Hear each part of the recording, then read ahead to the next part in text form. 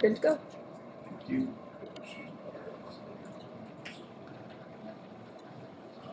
All right, this meeting will come to order. This is the Erda City Council meeting. Today is Thursday, July 13th, 2023 at 7 p.m. We're in the Tooele County Auditorium located at 47 South Main Street, Tooele, Utah. This meeting is going on Google Meets as well as being broadcast over YouTube. We'll start off with a roll call. Terry Miner, we're going to have to excuse him tonight. Kel Martin. Here. Jess Bird is here. Craig Smith. Here. And Scott Gerbeck. Here. Okay, we've got 4 of us here anyway. We've also got our clerk and recorder, Jen Poole, and our counsel, John Brems, and all of you wonderful people, even the newspaper. All right, let's go ahead and do a pledge. Would you kick us off? Sure.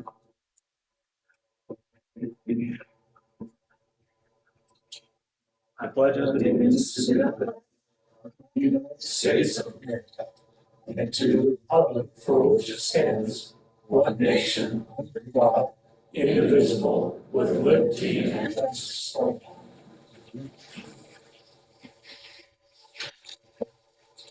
And we'll go ahead and open the meeting to public comment.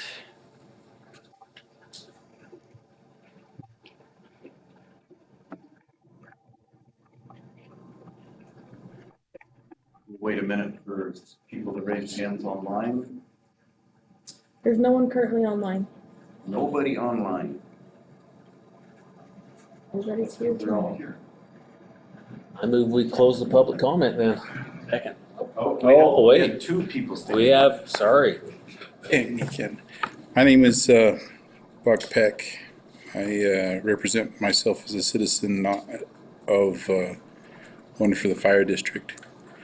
I would like to speak towards the PID, in favor of the PID today. As fire marshal, one of the things that I have learned is that Erda has no water.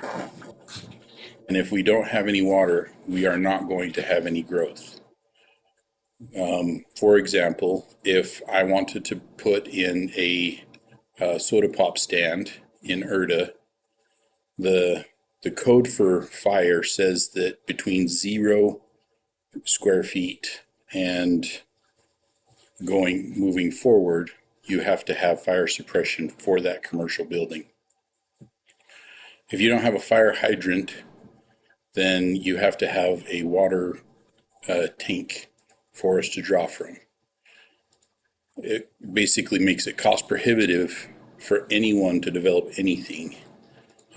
Your bigger enterprises like Tooele Valley Motorsports was able to put in a tank.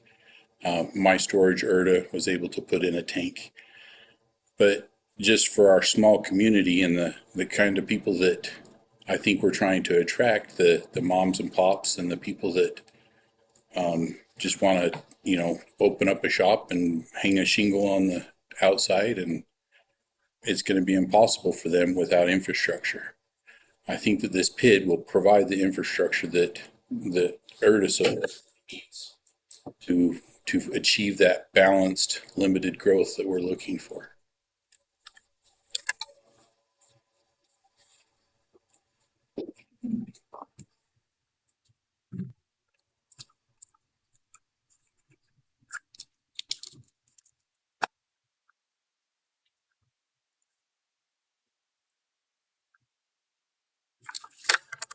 I'm Keith Toon, and to what he was talking about a water issue. You say Erda has no water.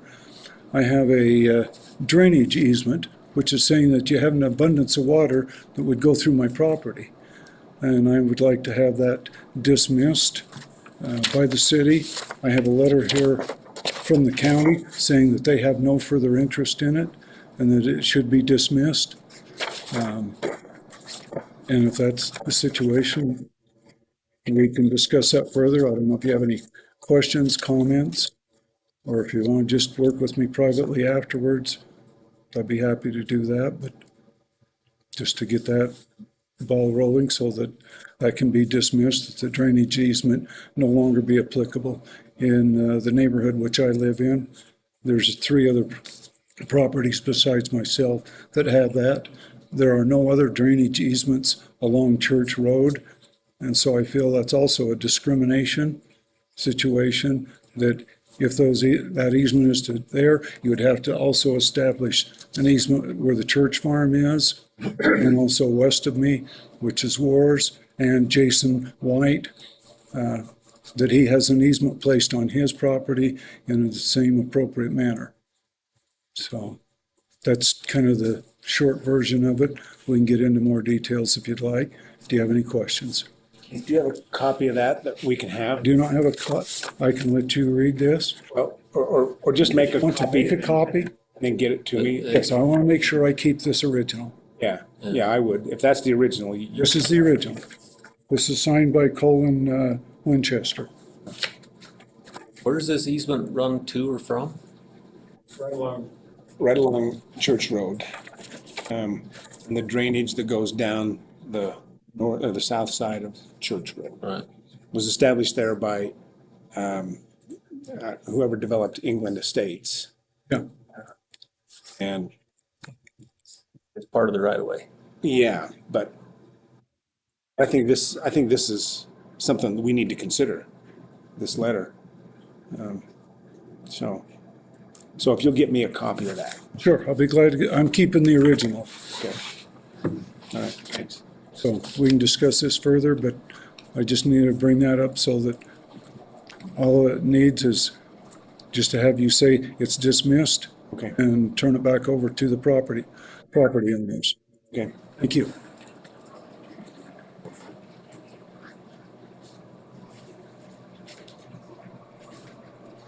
Like Christensen, Erda, I got a little vent a little on OP, I guess.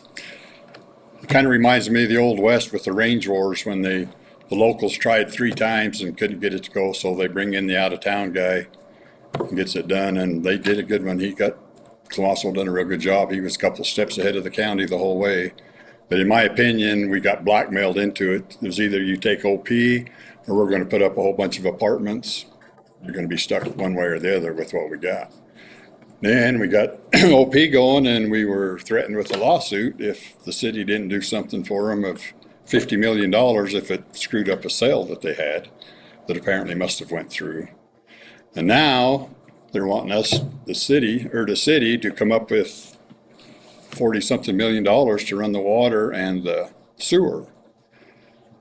And to me, it looks like if you were going to plan a project this big, you would have your ducks lined up a lot better than get your foot in the door, like that old saying, you give them an inch and they'll take a mile. I think that's similar to what's going on here. And then they bring up affordable housing. So if you get that other tax on top of your lot, house, there's no such thing as affordable housing anymore. But what's the median in Utah now? 450,000 plus or minus for a regular house. I don't know if they're going to do a HOA there, where you're going to have them smaller lots and you're not going to be able to park a trailer on the street. I haven't heard that. I haven't really dug into it that deep to see how far they've got it planned. But Buck had a good point. We do need water, but at what cost? And one other thing that's what if, you can what if to death if you want, but Chuck, we all know Chuck is trying to disband the Erda Incorporation, and he's got, 6 months left? So what if you pass all of this and Erda gets disincorporated? What's going to happen there?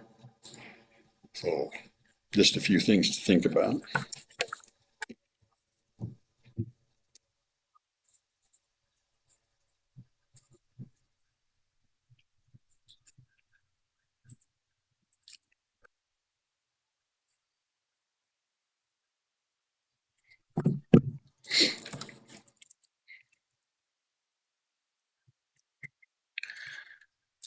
Michael Jensen, Erda. I was going to wait until the public hearing, but in light of what I'm going to make I don't even think is an assumption, I've yet to hear the developer say they're asking Erda City for $1. And it was just stated that they're asking, that some developers asking for the tune of $40 to $50 million through a PID. No, that's not asking Erda City for anything. It's asking new people who are coming to Erda, or people who live here who choose to be part of the PID and participate in the PID, to come up with the money to provide infrastructure, like Buck has mentioned, with water, meaning fire hydrants, to fight fires, to be able to build commercial buildings, to be able to build more housing, to the benefit of those of us who may not participate in the PID. So there's not one of us in this room, unless we choose to pay for the PID by joining it, will pay for the PID. But those of us that live in Erda, if we support the PID, will benefit from it. We'll benefit from fire hydrants, we'll benefit from sewer down the road, not polluting the aquifer, we'll benefit from better roads, we'll benefit from better intersections that are safer, so we don't have more accidents for our emergency people to respond to. I live right up the street from SR 36 and Bates. Not many days go by that I don't hear the sirens. And there's not many weeks that go by that I don't see a horrible accident because of a horrible intersection at the bottom of my street. That if a PID were to come through, that intersection could be made a whole lot safer. So I would hope that we see not the what ifs, but the facts, and that we stick to the facts of the PID. Please.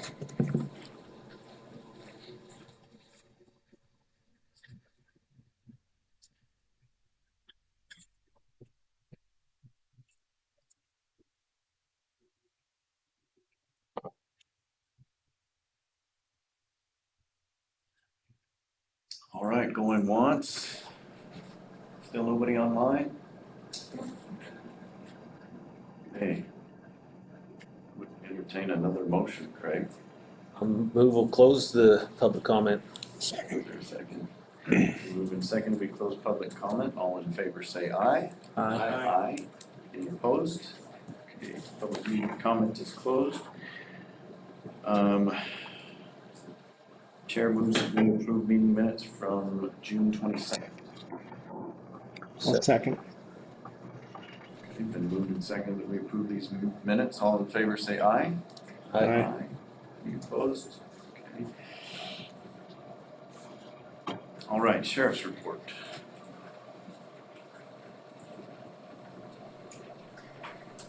Okay, Lieutenant Erda, Sheriff's Office. So for your month of June. Thank you. Got a total 81 details. Out of those, you got 7 arrests and 25 citations. One of the most significant events on that month was the theft of tools from one of the construction sites. But they have no suspects. So they're providing extra patrol for the area. Other than that, Was it a pretty sizable theft? they didn't put the amount in here, but when they do those construction sites, it's end up being a big portion of their business.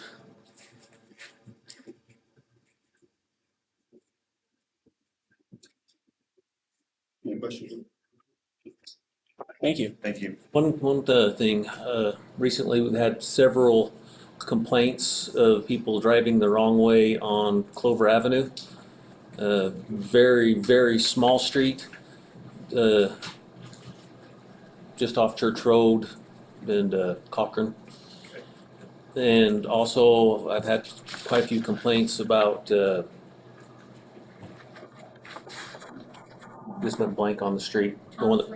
Tom's Lane.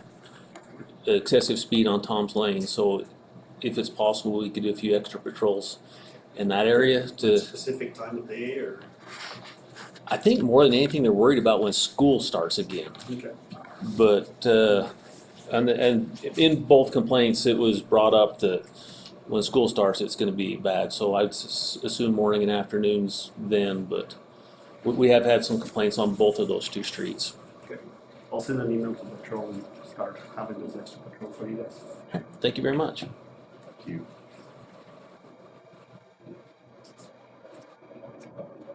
All right, fire department. Chief. Fire Chief Kevin Nunn. So this is always a big month with July 4th. But surprisingly, we didn't have a whole lot of call volume July 4th, which was a blessing. And that goes for all the communities. So we had that. We did respond to Fazio Egg Farm one time, but that turned out to be dust. So they were blowing out some of their coops. Erda Days, we participated in Erda Days, which I have to say that was enjoyable, fun. And for the first time I went to the Erda Days dinner on Friday night, and that was amazing. So very cool. The Forest Service awarded us a grant last week to put firefighters doing home assessments and property assessments related to wildfire dangers. So you'll see some of that coming up in the next couple of months, advertising for us to perform those types of services in Erda. Not just Erda, but Erda is definitely a wildfire risk in relatively, throughout the entire district. Any questions at the moment? So what is this that you're going to be actually doing when? So we would have two firefighters come out, and they would be following a checklist of recommendations for property owners as to how they could improve their safety against wildfires. So that would be mowing or some type of mitigation, where the Individual individual homeowners, property owners. meeting with them, shaking their hands, stuff like that. Okay. So, we're still in the planning phases, but I figured I'd let you guys know that that'll be coming, and lots of definitions still to come. Let's see, any other questions? Would this be anybody who wanted that, or would it be mostly along the wildland urban interface? It's designed for anyone. So, and the idea would be to, like I said, assess their property, give them kind of an assessment or a grade saying, these are the things we see that could be improved. So working with that, it's similar to, there's a program going on in Stockton, which doing the same thing. They assess the properties, and that scale goes into the what's called the Utah Wildfire Risk Assessment Portal, so that people can see the entire risk profile for Erda. So we'll announce more, give more information coming, but it's a good thing. It'll help us to interact more with people on a one-on-one basis. Related to their wildfire risk. I will have to say that I'm probably one of those that went the wrong way on Clover, because I still am working out which directions. So At least in your truck with the. I was in my truck, so very, very high profile. They have this big sign at the I end. know. Wrong way. That's a big giveaway. Good giveaway. Got it. Well, yeah, You went the wrong way. no, it's before you. Before you get your- Anything else? Thank you very much. Yeah. All right, I'll move that we table the treasury report this. Why? Or, never mind. Did I say anything? Now turn the time over to Scott for a treasury report. All I gotta do is figure out where I put it. I had it right here. Let's see. Right here. These are the bills that we've paid this last couple of weeks. Jen's salary was due. We paid that, $873.81. That was payroll tax of $81. Federal payroll tax, $642.52. Why do we send the federal government so much? Anyway, another discussion. Paid our accountant $750 like we agreed. We paid John Brem $5,000 like we agreed. The CVE Tech Group, $107.80. City planner, Michelle, $24.37.50. And I don't know how to say the name of this engineering firm. Aqua Engineering. Aqua? That's not how you spell Aqua. That's how they. AUQA? All right. Anyway, we paid them $62.50. And we paid Jen twice. This must be for 2 weeks. Another $787.47. The Utah Department of Commerce. This is the fourth quarter fees, $131.81. And the North Tooele Fire Department permit inspections, $1,167.84. We have all those check numbers here if anybody wants to see them. There's $30.21 on our credit card. We won't lose sleep over that. All right. And we have a lot of things coming up, but you don't need to hear all this. Dispatch fees, building permit fees, the sheriff's department, county roads, county dispatch fees. It's all here if anybody really wants to see it. That's my report. Thank you, Scott. All right, any questions for the substitute? Moving on, resolution 2023-17. My understanding that this resolution must be read in public meeting. So I'll take a turn. I'll pass one in this direction. And we don't have to read the entire, is this the PID one? Sorry. Yes. Yeah, unless you guys have a policy to read, I don't think we have to read the entire. But It Jen, had some tell me- paperwork that said it was supposed to be read in full, that front page. Oh, okay, we can take that, I think usually that just means the summary there, but we can, Okay, so it yeah, just we read can, in I'll full. remove that line, sorry about that. We could read it in full as we go to vote on it. I don't know, maybe we could read it. Let's read it. All right, let's read it. I think we are. Resolution 2023-17, a resolution of the City Council, the Council of Erda, City, Utah, the city providing for the creation of Ochre Point Public Infrastructure Districts 1 through 4, collectively the districts, as independent districts, authorizing and approving a governing document, appointing boards of trustees, authorizing other documents in connection therewith and related matters.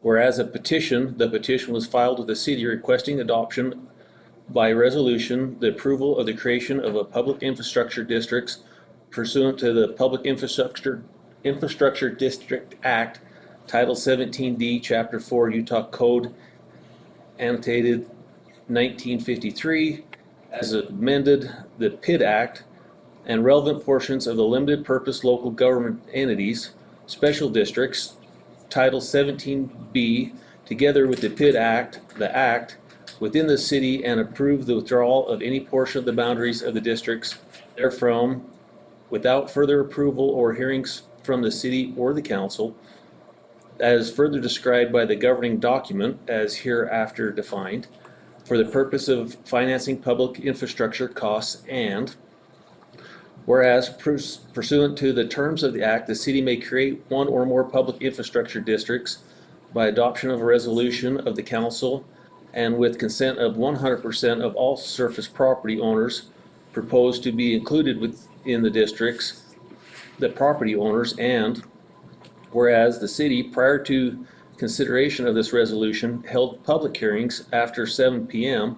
to receive input from the public regarding the creation of districts, and the property owners have waived the 60-day protest period pursuant to Section 17D-4-201 of the PID Act, and whereas the hearing on the petition was held at the Tooele County Auditorium, because there was no reasonable place to hold a public hearing within the districts or the city's boundaries, and the hearing at the auditorium was held as close to the applicable area as reasonably possible.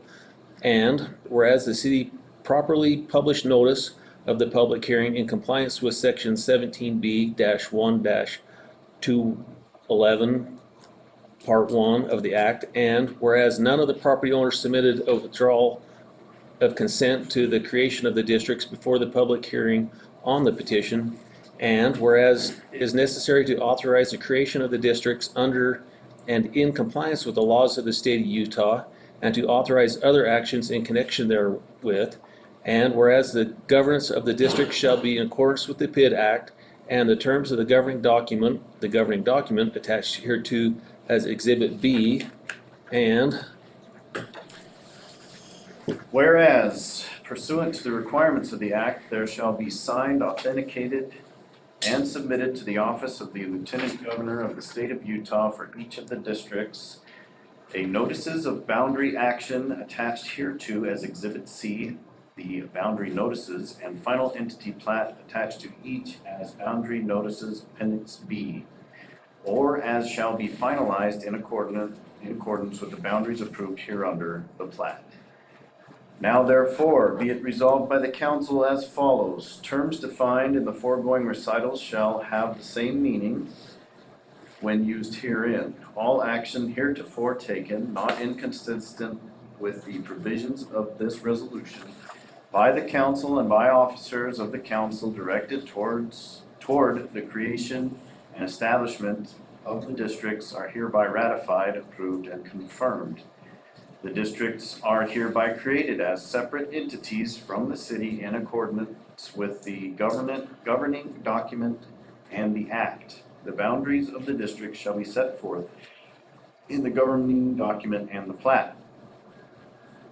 Pursuant to the terms of the PID Act, the council does hereby approve the annexation or withdrawal of any area within the annexation area as defined in the governing document into or from the districts as applicable without any further action, hearings, or resolutions of the council or the city upon compliance with the terms of the PID Act and the governing document. The council does hereby authorize the districts to provide services related to the financing and construction of public infrastructure within the annexation area upon annexation thereof into the districts without further request of the districts to the city to provide such under 17B-1-407 Utah Code annotated 1953 or resolutions of the city under 17B-1-408 Utah Code annotated 1953. It is hereby found and determined by the council that the creation of the districts is appropriate to the general welfare, order, and security of the city, and the organization of the districts pursuant to the PID Act is hereby approved. The governing document in the form presented to this meeting and attached hereto as Exhibits B hereby authorized and approved, and the district shall be governed by the terms thereof and applicable law. The trustees of each board of the districts shall be initially composed of the same members. The initial boards of the districts are hereby appointed as follows. Trustee 1, Darrell Anderson for an initial 6-year term. Trustee 2, Joe White for initial 6-year term. Trustee 3, Matt Donaldson for an initial 4-year term. Such terms shall commence on the date of the issuance of a certificate of creation by the office of the Lieutenant Governor of the state of Utah. The council does hereby authorize the chairman or a council member to execute the boundary notices in substantially the form attached as Exhibit C, the plats and such other documents as shall be required to accomplish the actions contemplated herein on behalf of the council for submissions to the office of the Lieutenant Governor of the state of Utah. Prior to recommendation of the certificates of creation for all districts, the council does hereby authorize the chairman, a council member, or the city attorney to make any corrections, deletions, or additions to the governing document and the boundary notices or any other document herein authorized and approved, including but not limited to corrections to the property descriptions therein contained, which may be necessary to conform the same to the intent thereof, to corrections, errors, or omissions therein, to complete the same, to remove ambiguities therefrom, or to conform the same to other provisions of said instruments, to the provisions of this resolution or any resolution adopted by the council, or the provisions of the laws of the state of Utah or the United States. The Board of Trustees of the districts, the district boards, are hereby authorized and directed to record such governing documents with the recorder of the Erda City within 30 days of this issuance of the certificate of creation by the office of Lieutenant Governor of the state of Utah.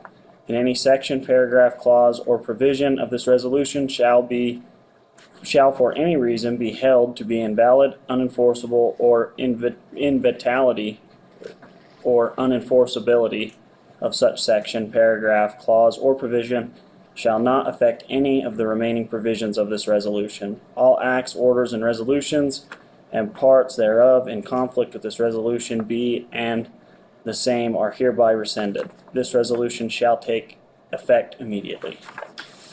Thank you. Passed and adopted by the City Council of Erda City, Utah on this July 13th, 2023. All right, that's the content of the resolution. There are many attachments to this document that I don't think we are going to read. One of which being the governing document. All right. And I'll leave this up to you, John, but I would give you some time to speak now if you wanted to, or we can go ahead and open the public hearing. Public hearing. I'll move we open the public hearing. Second. We moved and seconded that we open this public hearing. All in favor say aye. Aye. Aye. Any opposed? All right. So I recommend that those comments made in the open session be moved to the. Be included in here. Agree. Does that need a vote? Sure. All right, I will move that all comments related to PID made during the public comment section earlier in our meeting be also included in the public hearing for this resolution. Second. Moved and seconded, all in favor say aye. Aye. Aye. All right, public hearing is.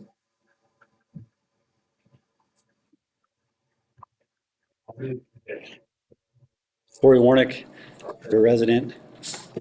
I said this 3 weeks ago, but this is a reminder since Scott wasn't here yet. I am also on the PID committee that helped establish the governing document. It's interesting that Scott brought up, why do we pay the federal government so much money?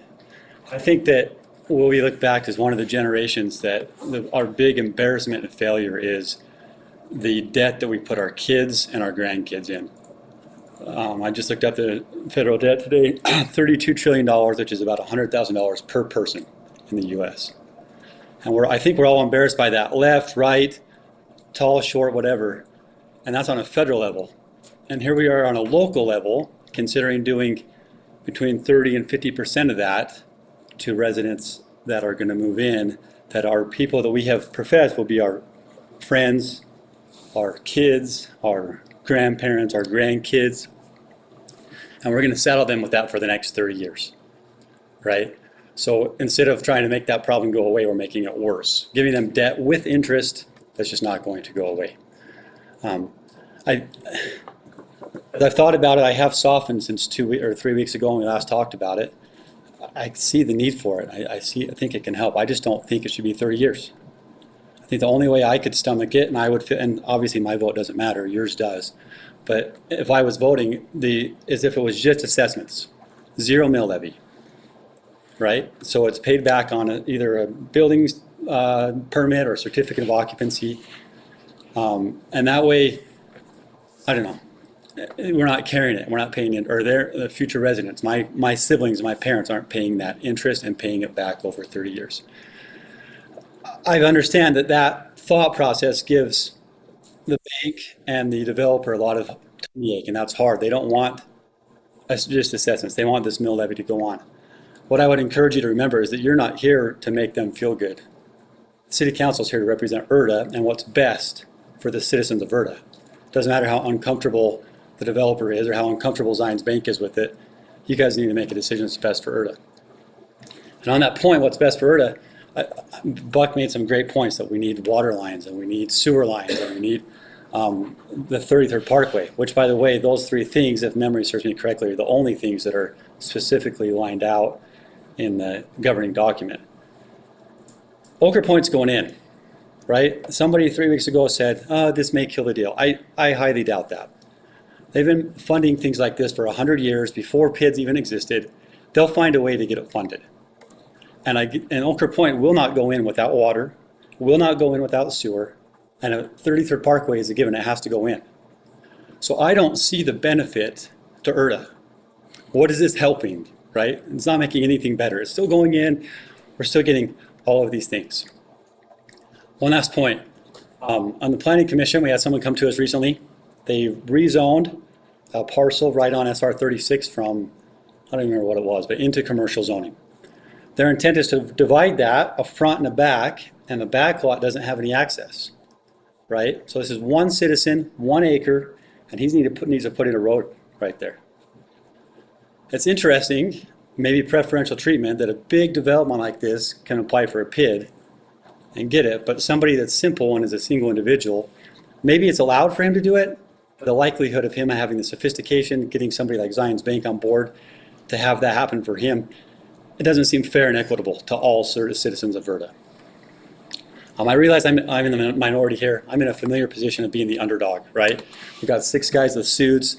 You got little gifts given to you. I'm just a guy without any money who's here living and wants my family to be able to be close and not have to pay this for 30 years. Thanks. You're wearing a sharp-looking hat, though, Corey. That's all that matters. I wore that just for you, Scott.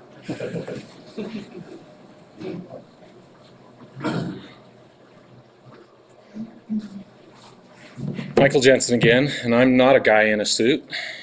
I am an Erda resident, and I support the PID. And I just heard something that brought back flashbacks of, oh, the temple will come. We can fight this and we can fight that. The temple will come. The temple's not here. The temple's in Tooele. So I just hear development's coming, but the fear of, or the planting of fear of, oh, it won't come if we don't do this. Maybe, maybe not. Again, a what if. So why do I support a PID? I support a PID because I would love to find a piece of commercial property. I've been actively looking. I've been actively talking. I've been talking to the fire marshal. I do not want to go to Grantsville. I don't want to go to Stansbury. I could have bought a piece of property last week in Lake Point, but I didn't because I want to be in Erda. And the best way forward I can see to be in Erda and do what I would like to do as an Erda resident, knowing full well that if I'm part of a PID at some point in time, I have to pay that back, great. Because it brings things like Corey just said, the one guy can't do on his own. But with the guys in the suits and the guys selling their land, it's very possible. So I would hope that you would support it, knowing that, again, unless we intentionally participate, it's not going to cost us anything. It's only going to benefit us. And it's a great tool to help with growth. The example I've used time and time again, when I was on the Erda Township, prior to me, the Erda Township was very hard-nosed. Less than 5 acres? Nope. Developer, landowner came to the township, Asked to go from 5 to 1 acre? Nope, kick the can down the road. Well, go drive around Holiday Oil and the homes, and they're beautiful homes. It's an extension of Stansbury, basically. That could have been 1 acre lots, but it's not. Not only that, it's not even walkable for the kids to go to school. And it could have been. It could have been done right. It could have been done with better planning, but it wasn't because the can kept getting kicked down the road. Let's not keep kicking the can down the road. Let's support a PID and use that as a tool to ask the landowner and developer to do what's right and to make things right so we have a great community. Thanks.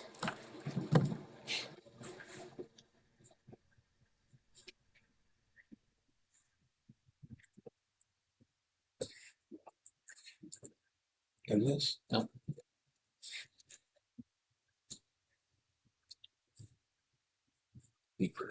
So Aubrey Smith from Erda. I feel like, Corey, maybe we need to just thumb wrestle out in the parking lot. So, and also a little offended that you think the integrity of these people can be bought with chocolate and nuts. I'm offended for you. I wouldn't know. Nobody shares, but I'm just saying. Which might be. Okay, so I don't mean to pick on Corey, but existing residents are not affected by this PID. That's been said over and over. If you live here, you will not be paying back this PID. That's been established. Okay, so if you want to buy a home in Ochre Point and you don't like that you're gonna have an extra $30 on your mortgage, whatever it was, I can't remember the math. If you don't want that extra $30 a month on your mortgage payment to pay back this PID, there's other parts of Erda. There's Tooele, there's Stansbury, there's other places you can go if you feel like you do not want to be part of that PID and pay it back. I would love my kids to move here. Right now, that's, you know, my son bought a house in Tooele years ago because that's what he could afford. That's where he's at until he can move. And maybe someday he'll be able to live in Erda when something more reasonably priced comes up, and then he can sell his little starter home and move up to Erda and be closer to me. That would be ideal. But I don't think he's gonna complain about a $30 bump in his mortgage to be able to live in Erda. I know last time, Scott, you mentioned that you had like $75,000 to bring in infrastructure to a new house for your somebody, right? Like sewer and water. Over 30 years, that's a lot more than $30 a month. We did the math quick last time, and I think the PID on a $400,000 house came out to like over the 30 years, $30,000 or something. You're looking at that for infrastructure versus the $75,000 that your son had to come up with right away. So, I don't know. Thank you.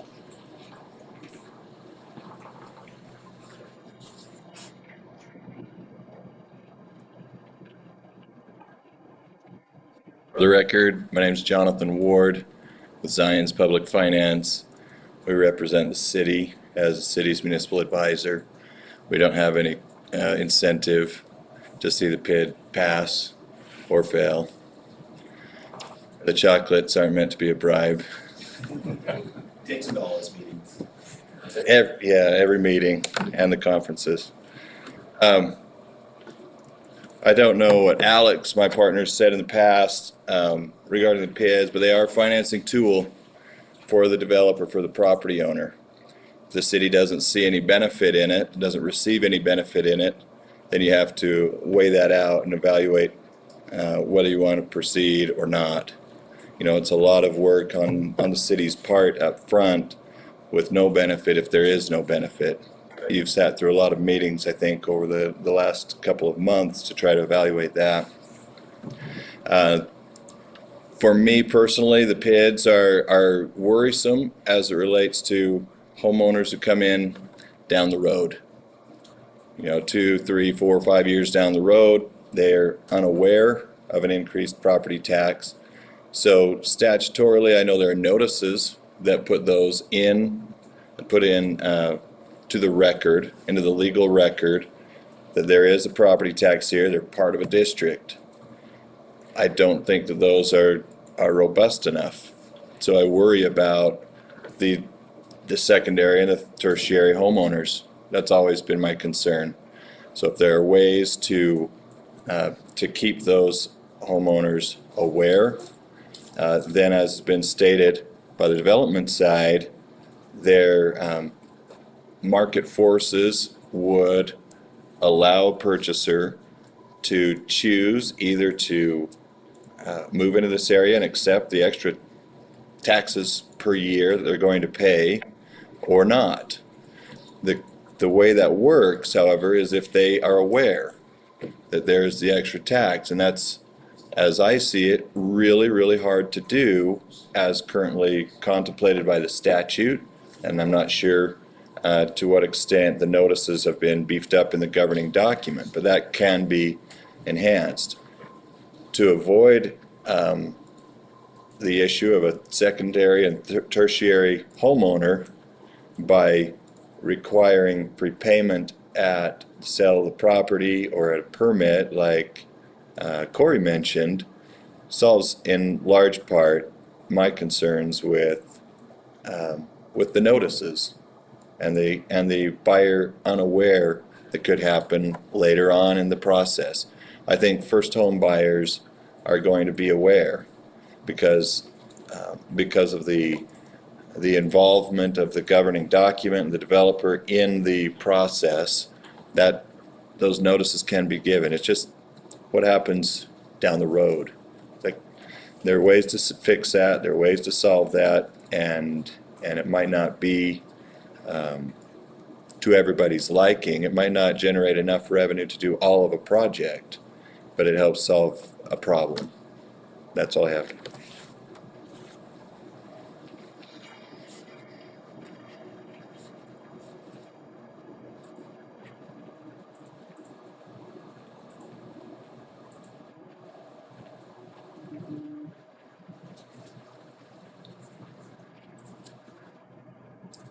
Seeing no other comment, I'll move that we close the public hearing. Second. Moved and seconded that we close this public hearing. All in favor say aye. Aye. Aye. Any opposed? All right. Hearing is now closed. Now we need to consider this resolution, and I think I'd like to open up discussion between our council and the councilman up here at the stand and discuss this a little bit. So I think there's four things you have to really think about on this. Only four? Well, there's probably 104. Four decisions you have to make. One is what is going to be the residential component? What's going to be that assessment? You've heard in here, maybe. Are you talking about a mill levy or something else? Excuse me. What is going to be the amount, if any, for the residential component? Whether it's going to be an assessment, which then goes away upon building permit, or are you going to cap it at a different amount? I don't know if you guys were clear what you wanted to do with that last time. So I think that's something that has to be decided. To know that they can expand this pit without your consent in Ochre Point. So it's going to cover all of Ochre Point. I'm pretty sure we put a provision in there, and I just want to read it again, that any other annexations to this pit would need to have a development agreement as a condition, which then would require your involvement. So that's a protection. It is in the governing document as it's laid out now, or is not? It is, right? It is, and then secondly, they can only expand within a predefined area, so it's those couple of parcels, the Ochre Point parcel, I'm gonna mix up the names, sorry, the drive-in parcel, the Teasdale. Sorry, Tilby Village, so it's that defined area, but they couldn't say, oh, and we're going clear across town. it's within that area, but there is the protection, as John said. That an area can only be annexed if it has a development agreement or other kind of infrastructure plan approved by the city. Yes, the annexation area that's allowed is defined and in a map inside the governing document.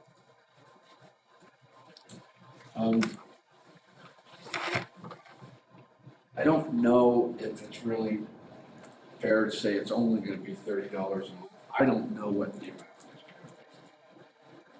And it really depends on how much they borrow, and if we could even count it. So hopefully when you make your decision, it's not, oh, it's just gonna be $30 a month. No.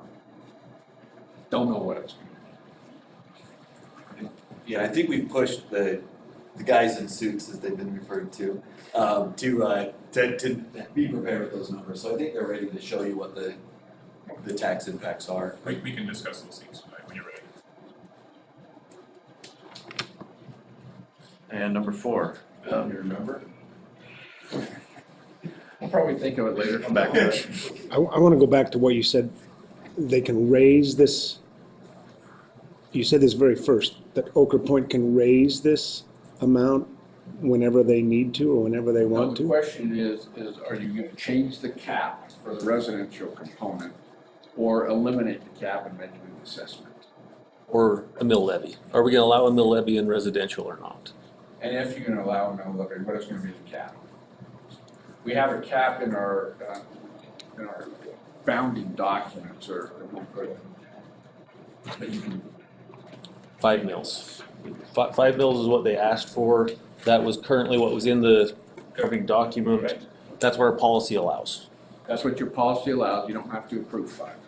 So currently it says up to 5 mils as the request, but when Daryl speaks, I think that'll get some clarification here in a little bit on the new request. So. Okay.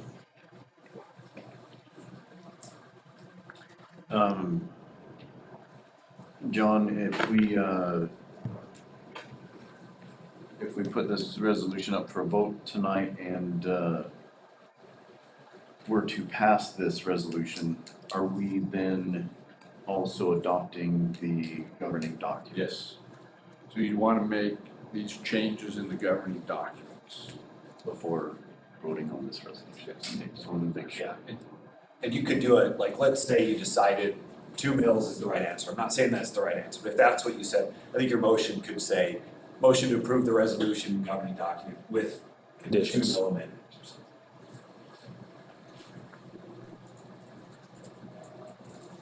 Okay, that's all I have for now. Okay. Anybody want to make a comment? Ready to hear some numbers. Do you have something prepared for us, Daryl? Well, prepared might be a little strong, but yeah, I have a few things that I wanted to just kind of touch bases with you on. First and foremost, I just want to express appreciation to the city council for all the time and effort that the city's put into considering this. You know, the documents that you guys have had to read, you know, the different hearings we've had now and all of the calls that we've participated in with you over the last probably year almost now that we've been working on this. So I appreciate that. We're excited for the opportunity to have this public-private partnership with the city, because that's literally what we think it is. It's an opportunity for you know, the public to come together with us as a private entity and do something that benefits Erda City and the residents within the city and really almost within the valley. The benefits, and I'm not going to spend a lot of time going over those. We've been over those for, like I say, for a year now. If we want to ask me any questions on that, we can. But I just want to express that appreciation. The next thing is through this you know, last few months, we've had the opportunity to address all of the concerns that were raised by the DAC. And so we feel like the governing document is down to really, I think, one primary question, and I'll talk to John's 3 here in a second, but I think John's first one is probably the outstanding one, is what is that mill levy? You know, where are we going to settle on that mill levy for the residential portion? And I'll talk a little bit about that in a second. But we're pretty comfortable that we've had the opportunity to work with the DAC and the city council to, I guess, just settle all of the outstanding items that were in the governing documents. Last week, I think, or sorry, 3 weeks ago, I think there was really only 2 topics for discussion here in City Council that I feel, I guess we're outstanding. The one being the mill levy. That's only outstanding. And then there was a little bit of discussion about some of the moderate income housing in Oker Point. And so I don't want to spend a lot of time on that. I just want to hit just a couple of real quick comments. I took the opportunity to go back to the very first submittal that we did for Oker Point to Tooele County, so back in our initial application, and just kind of reread in there what it talked about, what they call the life cycle housing. And that's from day one is my point for Oker Point. One of the very important things for Oker Point was life cycle housing, which really means you have in one development kind of the cycle of housing that people move for. So we have the moderate income housing, and we can talk more about how that's defined and how that's calculated. But we have housing for single people, for young families, young couples, that type of stuff, right up through 5-acre estate lots. And so there's all of those different things that are provided in here for young people just starting out that need a home. Maybe it's a couple of guys that want to come together and live in a place. It's right up through retirement. Then we have the mill levy. I think we heard Kel loud and clear 3 weeks ago that he had some concern about that. Initially, we had asked for 5 mills. And we feel like that's probably what we need. But to hearken to that private-public partnership and just the cooperation that we want to show and demonstrate to the city, we went back and says, okay, what can we really accomplish? I don't want to say what do we absolutely need, because really 5 is probably what we would like and need, but we feel comfortable that we can accomplish what we need to, what we've committed to the city, what we've committed to the citizens with 4 mills. And so we're going to kind of propose that as that middle ground on what we hopefully is a good compromise and middle ground for the mills against the residential. The other thing that I kind of want to, and I don't want to spend a lot of time and get off on it very much, but I want to just touch a little bit on, we focus so much on the mill and the impact for that will have, and appropriately so. I mean, appropriately so, without a doubt. I'm not trying to downplay that at all. But there are other revenues that will be coming into the PID over the life of it that help pay that down. I think last week, I don't know if it was Sam or Marcus, talked a little bit about that, about refinancing and some of those things that actually over time will bring that down.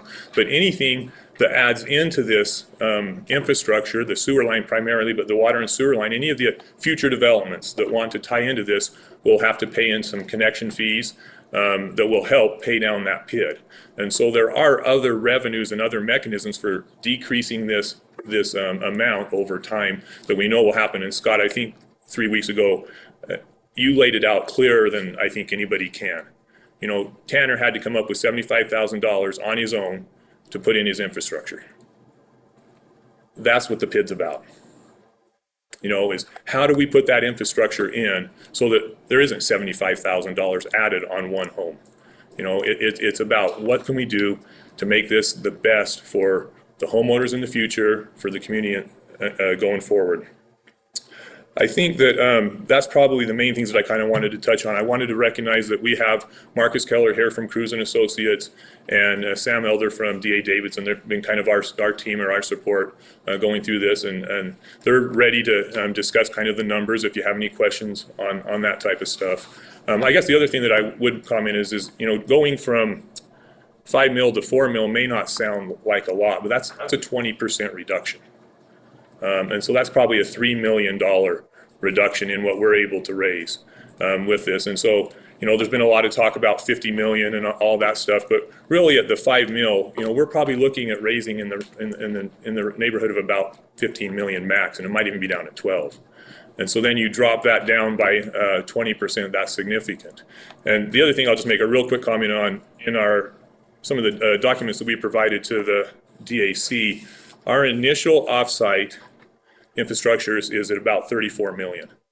So really what we're asking for is maybe less than a third of what we've got to come up with just for initial offsites. And that doesn't include, I think we're up at 156 million in infrastructure to get all of it put in. So it's just a small amount. It's important to us, without a doubt, but we're definitely still carrying our weight on that. So any questions on any of that or any areas that I didn't touch on? One thing you said, so are you comfortable if we put change the maximum mill levy from 5 to 4? We are for the residential, absolutely. Again, 5 is probably what we would like, but I think Kel was clear last 3 weeks ago, and we're absolutely willing to say here's a good compromise that we feel is that. We still feel comfortable we can get done what we need to, and that what we've committed to the city. Really quick, to me, the benefits to the city, there's a longer list, but I think the 2 big ones that we keep coming back to and that I think should hopefully slap all of us in the face is the commercial. When does the commercial become viable? For it to be viable, you really need at least 3 things: a road to get into it, water, and sewer. And with the PID, we can do that so much faster. SPID was here, I don't know, probably 3 months ago, and I think laid out to the city council, here is why SPID thinks it's important. And part of that is they just want that all built at one time.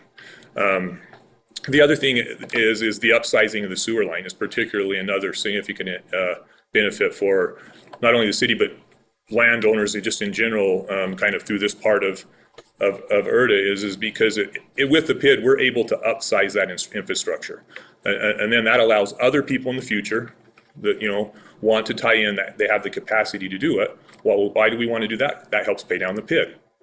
And so there's just, mutual benefit there, but we need that PID to be able to upsize it. Otherwise, that upsizing becomes pretty difficult. But to answer you directly, yes, 4 is, we're comfortable with that and would be happy and appreciate it.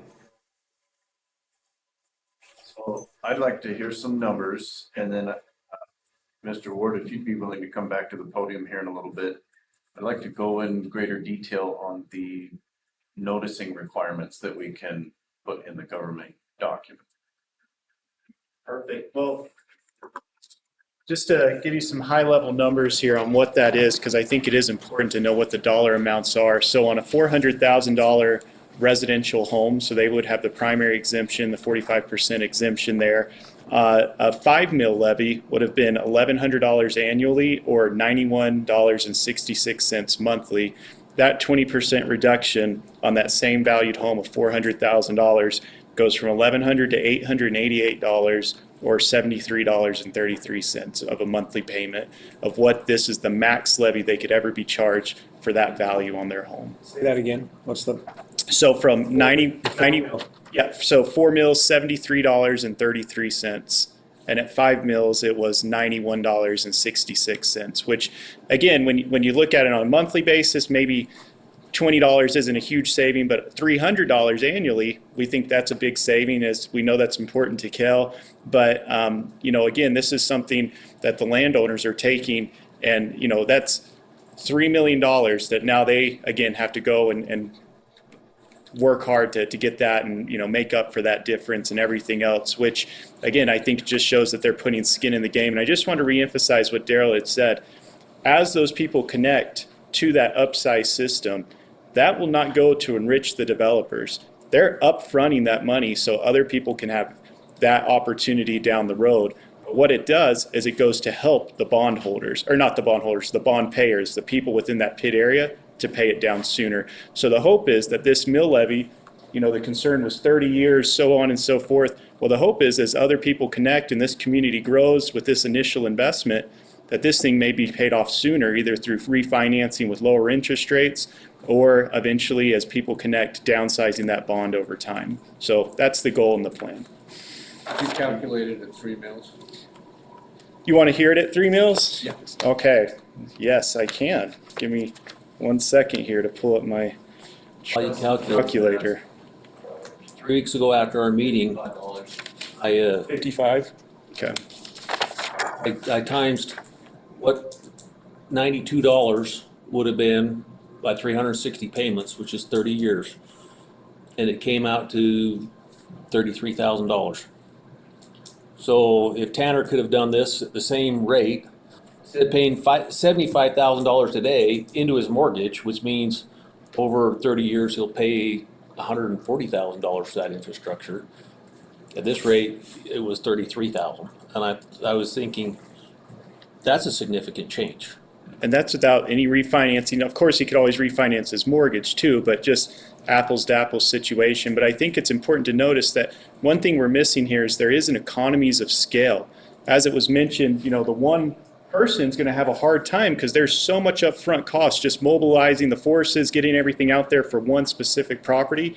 When you're able to spread this out and have it, an economies of scale where you're doing it over 2,000 properties, that's where you're able to get substantial discounts and advantages and so forth. And, as Jonathan comes back up to talk about disclosures, we think it's very important. And I think, Jonathan or Aaron could also talk to, I believe there's been updated laws in the Realtors Association to make sure there's certain disclosures in place now as well. But that's at the forefront. We want to make sure that anyone that moves into that PID knows that they're moving in there. I mean, obviously, you can only tell somebody so many times, you're moving in, there's going to be a higher tax compared to somebody potentially outside the PID. But, I feel like with the state law and now with the real estate disclosures and everything else, it's almost, unless you want to just give someone cash for it under the table and then take the title and now you're surprised, it seems like it would be more the exception than the rule versus maybe when it was more original a couple years ago. But I'll let Jonathan speak to that as well. Marcus, I've got a question. Oh, yes, sir. I think this has been answered before, but I honestly can't remember the answer. The mill levy, how often is it recalculated based on the value of the home? That's a great question. So when they originally go out to issue the bonds, they size it. So if we get access or basically guaranteed the 4 mills, it'll be based off a 4 mill levy. So they'll size it for 30 years, 4 mills, because that's what the bondholders need in order to invest it. They want to see On the purchase price of the home? on the taxable value of the home. Taxable value of the home? Correct. So that's where they will get that 45% discount based off our primary residential unit. So that's why we just use a generic 400,000. Some may be a little less, some may be a little more, but it's all based off primary residential. Recalculated Every time the tax assessment, similar to how the school district does theirs with GO bonds, it's whatever that new valuation is on the home. So the total amount, 30 or 40,000, over the life of it is out. But there is an exception to that too, and maybe Aaron can. The piece I was gonna say that I think you're driving at is the 4 mil stays fixed because it's a debt levy.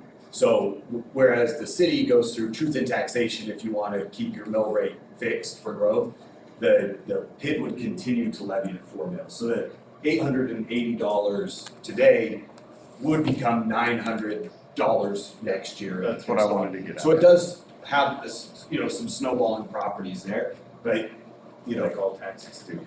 Like all taxes do, but it is a locked in, and Davidson can speak to this, but I think they usually assume a 1% growth or sometimes 2% growth rate in the property values when they size these bonds, meaning they assume 1% for 30 years or 2% for 30 years. So, you can kind of extrapolate that. It's going on 15 to 20% appreciation.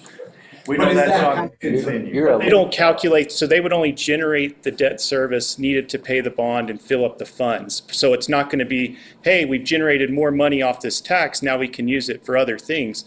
That's incorrect. Once they've issued the amount of the mill levy, it pays down those bonds. So they could potentially pay it off quicker, but it's not like, oh, well, great, we had a 20% increase. Now we can send the landowners 20% additional.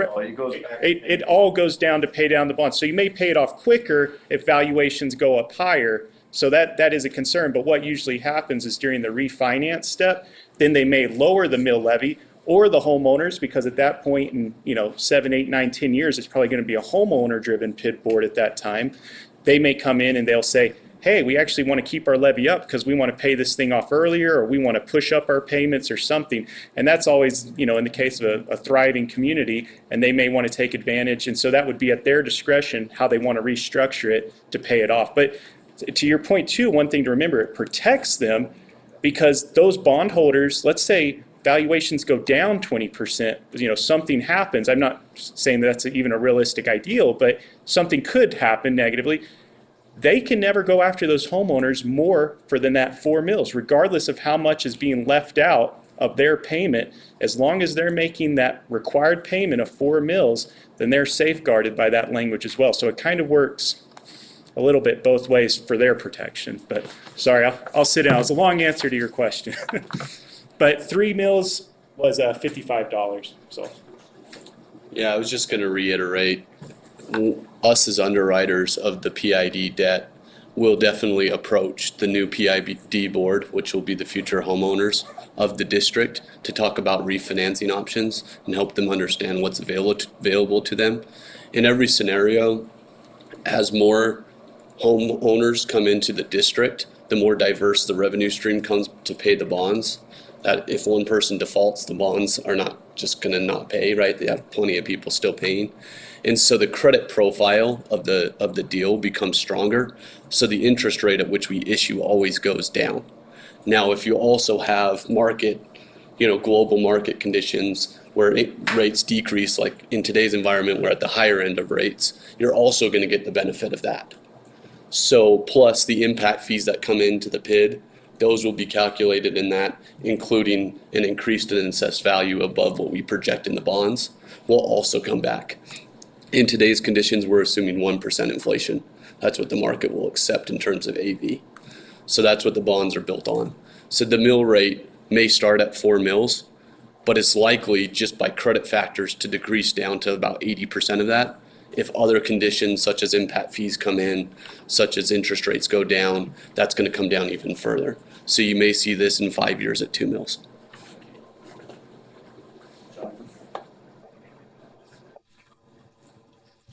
I know you don't have it in front of you, but I was wondering if you might outline the basic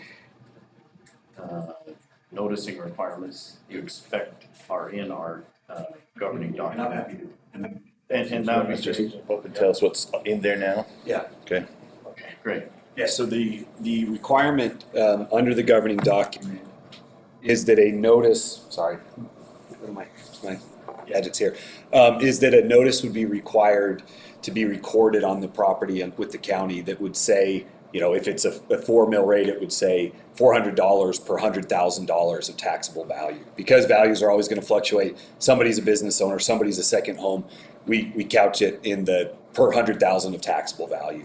So it'll be a separate one pager that gets recorded. State law requires that a notice of creation of the district gets recorded. So that will get recorded on the property, just saying you're in a district, you're in its boundaries. The other piece that this requires is that the initial home buyers, lessors, commercial owners, that the developer has to give them a separately colored notice. So you've all been at the closing table and you've got 40 things you're signing. Well, there'll be a yellow sheet of paper in there, a bright yellow sheet of paper, a green sheet of paper that will have that same $100,000 or $400 per $100,000 of value. You're in a district, you can ask for a copy of the governing document. All of that is going to be in there, but in a separate color page so that hopefully it jumps out at them and they actually are looking at this. Those are the requirements that are the baseline requirements. The other thing that Marcus alluded to is in the last 2 years, the Utah Realtors Association, Realtors Board, whatever it's called, has amended their mandatory seller's disclosure form. And so, it has things like, do you have sinking in do you have leaks or your appliances? Well, now it has a question that says, are you in a public infrastructure district? Yes or no. Second question, if you're in a district, has it issued tax bonds and what's the tax rate? So that's a mandatory disclosure that if I'm the first home buyer, I get the yellow piece of paper. And then when I sell, that person gets the standard real estate disclosure that would disclose that.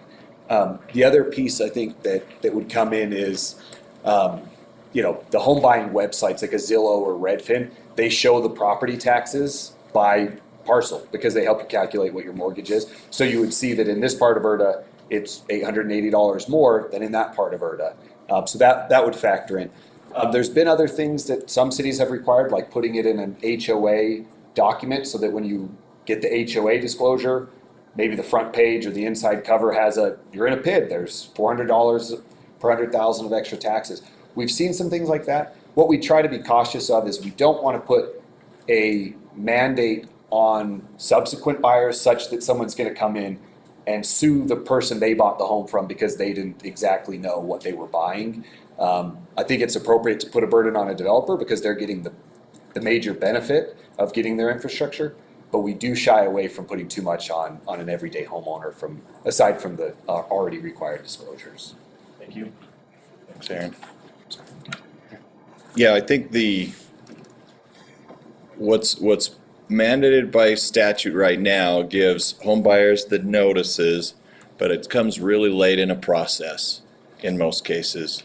I don't read my closing documents until after we're well invested in this process. And so where I get concerned is where's the notice when I'm looking? I look online, I look under utahhomes.com. Right out of my mouth. Okay, so that's my concern is if I'm driving around the neighborhoods and I pull into the neighborhood and I see a great spot, I think this is where I want to live. And the placard says homes in the $400,000 range or something like that. But what I don't know is what the HOA fee is or what the additional property tax rate is. And so in my mind, I think I don't know that it's specific to this public infrastructure district. This is an issue statewide with all of the public infrastructure districts. How do we inform buyers so they know when they're going into the situation whether I'm even going to offer to buy that house? And if the reps, like Aaron says, the repsies now will tell you after I put in my offer to buy your house, here's 25 different things you need to be aware of, including HOA fees, including PID taxes that you're going to be paying. And I put in my offer, maybe I've got to rescind my offer. That helps. I just get worried that it's so far down the road when you get your title report. I'd guess 99% of us don't read the title report. If we read it, we don't know what the heck it means. And so I get concerned that the real benefit of the PID, which is lower cost funding for infrastructure, isn't going to sort of resonate with the normal home buyer. It might for a commercial enterprise just coming in to step in. They know what their costs are. They're going to look at their taxes. They're going to evaluate that. So I'm less concerned about it on a commercial side, but from a residential side, I get concerned. So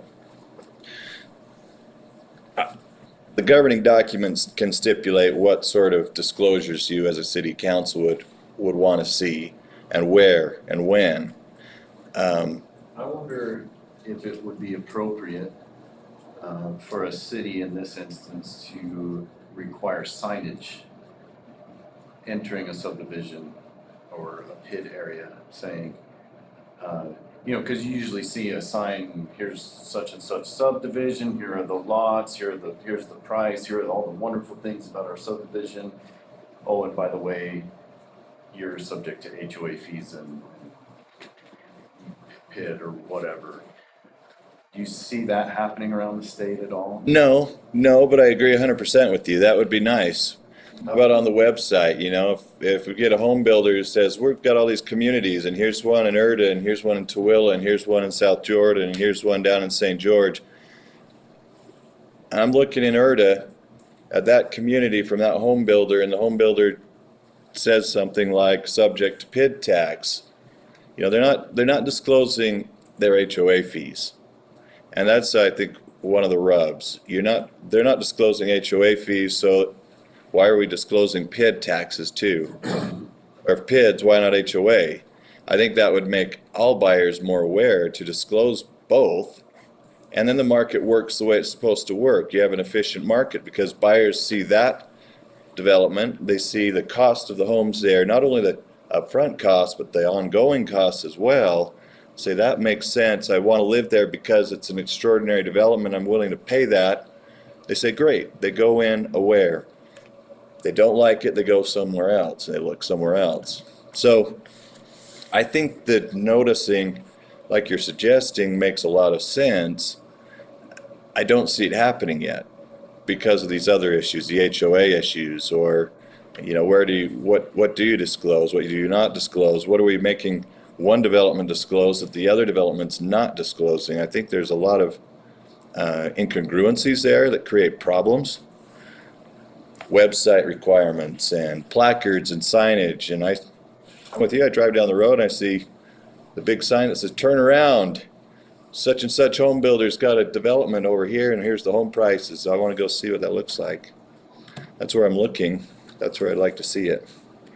Well, we've got a resolution to vote on. We've got a governing document to vote on. We are in a position right now, tonight, to add to these requirements. And I'm kind of curious how you gentlemen feel about that. Do we need more requirements for noticing? Is what we have sufficient with a colored pamphlet and a footnote on a seller's disclosure?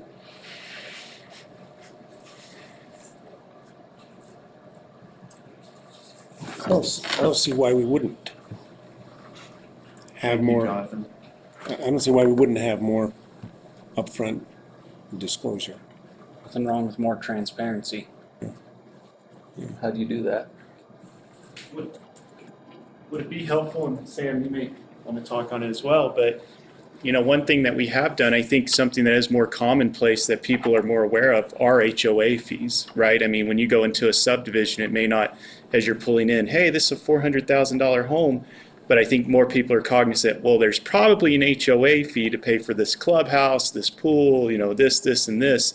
If it's something that you feel like would work, and maybe this is a good place, and I know we've done it with other PIDs too, to mandate that the HOA, as part of their disclosure documents, has to put in the PID information, right, with the HOA fee. This isn't a PID, similar as Aaron said, this is the amount, this is that, because then that. I don't see that HOA disclosure until I sit down at the closing table, right? But I mean, but that would be the same concept of wouldn't you want to know what the HOA fee is too, though? So I think that if you mandated that same form with the HOA fee and the HOA information that anyone's going to request also contains with the HOA fee, PID language right under it, $100,000, $400, you know what I mean? The language for whatever mill levy is adopted. I don't know if a PID governing document can govern what an HOA does. Well, I think, and I'll let the attorneys correct me if I'm wrong, but we'll be setting up the HOAs. And so I think we probably very easily could put in the HOA documents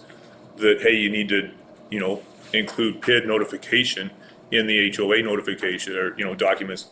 I don't see any reason why that. I think our governing documents would have to require that CCNRs. Right, and I think that's what you guys are suggesting is what are some things we could do to augment the governing documents to get some additional notification? And so I think that seems to be a logical one, and one is the developers, typically, well, not typically, we write the HOAs, the CCNRs, and so putting that in there would be good. A couple of other thoughts. I think most, if not all, buyers are astute enough at this day and age to ask, what are the HOA fees? I think that's becoming very common knowledge. I think anybody, I shouldn't say anybody, that's probably not fair, but most people that are buying a home are astute enough to know, I need to ask what the HOA are, I need to ask what the taxes are. And so with the real estate on their disclosures, you get that early. I mean, you put a contract offer in on a house, you get the contract, and then there'll be a disclosure date, usually 10, 15, 14 days later. Those disclosures come back to that home buyer long before they're ever, closing. The disclosure date is long before your financing date and long before your earnest money or anything will go hard, your due diligence. And so having that in the real estate, in the REPC, I think is a very early one.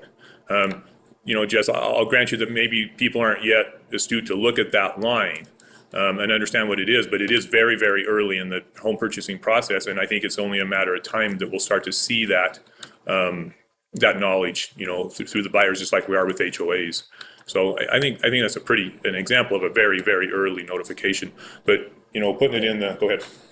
Well, I just was going to say I think the two main drivers for your point of how do you know about it day one or day two is, to Jonathan's point, if you could, require it on the signage. I think that might get really technical really fast, which could be okay, right? Like something in 12-point font on a massive sign doesn't do you a lot of good. But the other, you could have it say something like prominently, right? Like the same sizing of some other, maybe not the price, but lot number, something that would actually be something they'd want you to see. The other thing that I've seen is if they know that there's going to be model homes and sales trailers, which I assume would be the case in a subdivision size, you'd say it needs to be there needs to be prominent signage within the sales offices on site, you know, on the desk or on the wall in the sales room, prominently displayed the tax impact of the district. And So I somebody think walks both in. of those are logical, you know, those would be logical and appropriate. So those are the ones that people have kind of looked at more outside the box. I don't know that those have been mandated, but I think those are the things that come to my mind of, how do you know about it before the decision? I think we want to make it make sense for the city. I think there's this idea that we don't. As an underwriter of PID debt, if something goes wrong with PIDs, I no longer can underwrite debt. My job is compromised to some extent. We want to do this right. We've been trying to make disclosure requirements very stringent, very strict, to allow people to know this. One thing that's very different from what we do versus what an HOA can do is ours is a limited property tax. It cannot raise its taxes past X mils. It's not possible. HOA fee in my neighborhood at home right now just got raised by 1.5 times without my notice from the developers. If we're going to disclose and have disclosure requirements, it's more important that we put strict guidelines on HOAs more than this. However, I do agree, it does need to be disclosed. We want people to know. We're not trying to hide anything. We want there to be disclosure. We want it to be done well. And we've been going to the state to change the guidance from a state level to make sure that these things are added into the disclosure requirements. We're not doing it on an individual. This city said this, we got to do this, do this. If you don't, as the city asks those questions, we don't want them in there. We do want to do this right. I want to make that clear, and I hope we're trying to make that clear throughout this process that we want to work with whatever you require. Some things, I just think, what's the point in which we stop disclosure where it's everywhere you go, right? Signage is fine. Disclosing it in a sales house is fine on a piece of paper that people can see. Letting them know on a separate colored piece of paper. Letting you know when you go get your mortgage, right? We're trying to make those right. And that's all I wanted to say is just make sure we're trying to do this. Signage in the sales office makes a lot of sense to me. It doesn't help our second and third time buyers. It really doesn't. And it's one of the things maybe I worry less about than I should. And part of the reason why is randomly I look up homes. I look up an address, see what's there, and it doesn't matter if I look at Caldwell Baker, UtahRealty.com, Zillow, Redfin. Usually on the very front page, it has what the tax debt on that house was last year. On the very front page, it's there, and it's typically in bold. Because when you go look at a house, you have to know what the taxes are on. And so It's not breaking out the different taxes though, right? It's just taking. it is not it has the total. And that's, at the end of the day, that's what you pay is the total in your mortgage. And so you're gonna, saying this house is $400,000 and the taxes on it last year were $4,600. You need to, that's something that's important. You need to know that. Because that's $400 a month just to pay the taxes. But it doesn't matter if it's a realtor's page or if it's a Zillow or a Redfin. It's there. It's on the front page in bold. So I worry less about that. Someone goes in the neighborhood, says that's a nice house. They look at it on the realtor's website, and right there with the price, typically on the front page in bold is what the taxes are. I worry less about that than maybe I even should, and admittedly so. So how's this for an idea? So sales office gets a 8.5, 11. It gets basically the same page, with the same color as they're gonna see in their paperwork that they go to sign on the closing date. Is that a good signage requirement? So if we're gonna put a orange colored page across the table on closing day, then we, in the governing document, require that be put in a framed notice in the sales office in a conspicuous way. Poster of a similar, same color, same notice. Yeah. Yeah, we can, you can always go bigger. Sorry, close it. No, I'm sorry. No, it really is, I mean. That makes a lot of sense to me. That would make a lot of sense to me and help. First, to inform at this point. And I'm in favor of that. I really am. I mean, a good disclosure, when you go into a sales office or you go into the model home, and it should probably be in both, that, hey, this area, this is what it is. You should know that. I'm in favor of that. I'm all for it. Okay, sales office and model homes. I'm comfortable with that. Okay. Yeah. Can we come up with any better ideas on how to alert second and third time sales because they're no longer being sold by the developer that has this requirement? Well, Or you can come. Wait. We can get on a rooftop. I've never looked at a website selling real I believe estate. you. I think it's good to know. They post those kinds of things up front. I wouldn't have expected that. So you think it's adequate? I think so, yeah. More than I would have expected. Well, I can't come up just myself. I can't come up with a better mechanism.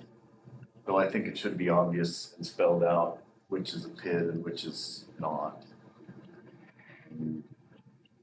You know, I even hate to say this, but I'm gonna, you could continue this and see what other entities have done. Because PIDs are used on other states too. And maybe different state requirements, but that then puts another 2 weeks. I'm comfortable voting on this tonight. Yeah, I think we vote tonight.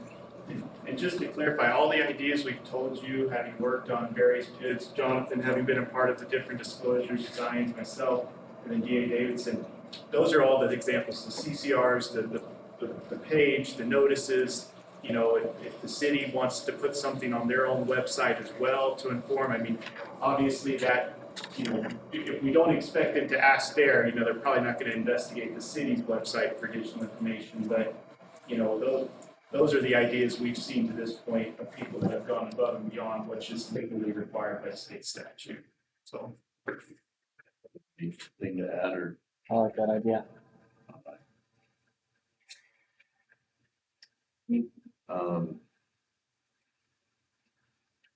One thing I just say, you know, we're kind of talking about, okay, we have a one page, and what does that look like? I think what we could do is, as part of changing, say, to 4 mills, I can, you know, if you guys voted and you approved, it could be contingent upon getting something to John that he'd be satisfied with. But I'd say we'd add an exhibit, a one-page exhibit to the governing document that would just be the one pager that would say, this notice is hereby given, this property is in a public infrastructure district. You may request a copy of the governing document. It may impose a maximum mill levy of 4 mills for the residential, 10 mills for the commercial, and the tax impact per $100,000. And we could say the tax impact for the average price home if we wanted to as well. But we just put that as an exhibit so that if we go in there and we see there's a little 12-point font in the corner, okay, no, we gave you a form, it filled up the whole page, was 24 font or whatever. I mean, we could just have that be part of the motion if that's what, you know, makes you comfortable, so that we're not having ambiguity 5 years from now of, was that thing in the corner sufficient? No, here's the template, you just plug in the numbers. So I think that'd be something that would be appropriate. Okay. Well, if we vote on this tonight, we're voting on quite a bit that's supposedly in a governing document, but I don't see it in black and white. So I think if 4 is the mill levy that is supposedly in the government document, we probably need to. It's currently 5. But we're proposing. We can make that. So we need to make that part of the motion. Yes, there's several things I think will have to be part of this motion. Okay. Well, why don't you hit me with them, because somebody's got to make this motion. All right. And sorry, just one other cleanup that I noticed when we read this, I apologize. There's 2 places where it says recorder of Erda City that should be Tooele County recorder. So I apologize, we'll clean that up. There's one in the resolution and one in the governing document. The city recorder doesn't report on real property, so that's just one other fix that we'll make as well. All right, got a couple of quick comments. Conversations I've had recently through a friend of a friend that knows or is dealing with Roosevelt City. They have a development coming in, much smaller than this one, half a mile out of town. So they annexed this property into town, and they're trying to figure out how they can come up with $4 million to put water and sewer in there. Not the developers. Roosevelt City is trying to come up with the money to bring sewer and water to this development because they know how important some of these developments are to the city. In the conversations with, back and forth different people, they learned that Erda City was considering a PID. And so I spent a couple hours in a meeting with the mayor, city councilman, planning and zoning, and public works of Roosevelt City. They're thinking this is genius. And we've talked several times about, well, how things used to always be funded. Part of the way things used to be funded was cities would pony up the money for water and sewer to developments. In Erda City, we don't have that ability, and nobody else has that desire to do it for them. This is, it's a new funding tool, but that's part of the way it helps many cities. So since I've had that initial discussion, Roosevelt City's putting together a PID policy, somewhat similar to ours, and they're working on a PID going, let's get this done so this new development pays for its own infrastructure so Roosevelt City and its current residents don't have to. They're thinking this is genius. Not to mention when a city forks up the money to do it, that's possibly raising the taxes or spending everybody's money. It's spending everybody's money, or they have to bond for it to where everybody in the city's paying for it. Yep. And this is just growth paying for growth. Yeah. Yesterday, I stopped at the little bike shop there by Thompson's and talked with them. They've been emailing, talking with me back and forth about some commercial projects that they want to do there with Thompson's and on that corner. And he begged me, you guys got to get this PID done. How are small businesses supposed to have somewhere to grow, something to do? He says, we're hoping you do it because we would like to annex into this PID, and we'd like to be a part of it. Here's a business that's already there, and they're saying, please get this in and done so we can expand and grow. This is something that could be important for us, and they don't have to. They could pay their portion of the pioneering agreement, but they're looking at it going, this is a good economical way for us to grow a business and support a small business and make it feasible for them to expand. So I actually think it's quite important to support businesses and make this happen. Definitely will put them in faster, the businesses, the infrastructure for them. Yeah, they can't expand or do anything else because they don't have fire suppression and they don't have sewer system. Well, this will bring a water and sewer line right to them to where they can hook in. It'll still cost them money, but they're literally stuck and cannot expand without it. So, you want to hear a motion? No, I'm still working on the wording. Oh. So, maybe you can help me out here. Let me tell you what I've got. Yep, I've got a list here, so I'll check it against mine. Okay. So we're gonna include 4 mil levy in the motion. I'm also gonna include signage requirements, signs in sales office and model homes in a conspicuous area, the same size or larger, color and wording as is included in the PID disclosure sheet. Is that the proper word for it? So this one I would actually even just make it a smaller disclosure, because that kind of gets, those disclosures usually have kind of the legalese in them. I think this one, you probably want it just short and sweet. You're in a PID, 4 mils, this is your tax rate, and then you make it as, the font as big as that would fit one page, basically, you know. Can you specify the color as well? Because we don't know what's going to be in the color of the other. I would suggest orange. That was gonna be part of my. That's your favorite color, orange. Buy orange paper stock now, you heard it here first. I just don't know what's going to be in that other, like, it's a separate colored piece of paper, so it's better if you guys just say what one you want. All right, so rather than having the same wording, we're going to have mill rate. What else? Oh, sorry, yeah, mill rate, property is within the district. And then tax impact. And so that would be at a minimum, the $400 per $100,000. So mill rate, property is within the PID district, and what else?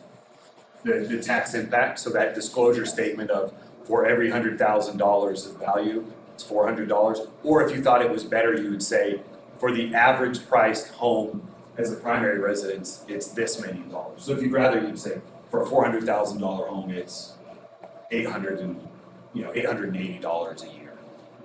So whichever your preference is, we can accommodate you. What is that page called that is given to the home buyer at the closing table? The property owner disclosure, I think we'd say the purchaser's disclosure.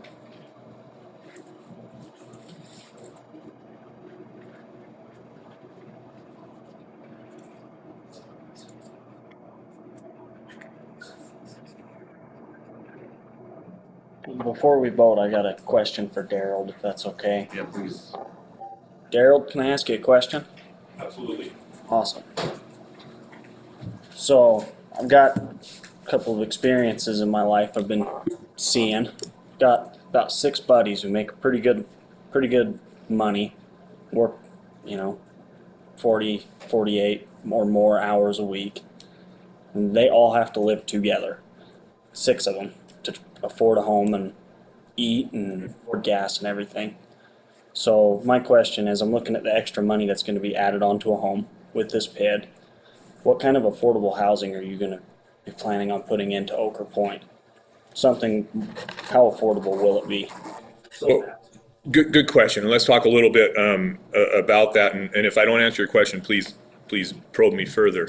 So I think the first important one to talk about is the moderate income housing. And I think it's important to use the word moderate income housing and not affordable housing, because affordable housing is kind of a little bit nebulous and it might mean different things to different people, but we'll still talk about that. But moderate income housing has a very specific definition. And what that is you take the AMI, the annual median income, what's your average income in Tooele County, and then you take 80% of that, so you basically get a 20% reduction, and then there's a calculation that says a certain percentage of that should be used for housing. I think it's 30%. And so that's a way to get homes down in price to make it more affordable either to rent or to sell. That actually can be used for both rentals. So if you've got 6 buddies that want to live together, maybe they want to rent, or maybe they want to buy together. That's true, but it can be either one. And so one of the things that we did in the very beginning of Ochre Point is we listened to the community and says, what is the community concerned about? And this is what we heard: schools. So we gave 10 acres of the school district. We heard roads. So we says, you know what, county, we'll take on your portion, your responsibility of the 33rd Parkway. We heard about open space and agriculture. So we says, well, really this was in the ordinance, but I'll take credit for it, but Rochelle probably should get more credit. 25% of the space has to be open space, either for agriculture, parks, whatever that is. So that was a concern of the community. So we says, we'll comply with the ordinance that Rochelle wrote and do 25%. That's significant. When you think 25% of your ground, you're going to set aside. That's a lot. What are some of the other ones? Water is another concern we heard. Well, the simple fact is if we're truly concerned about water, then putting it on a water system is the right thing to do.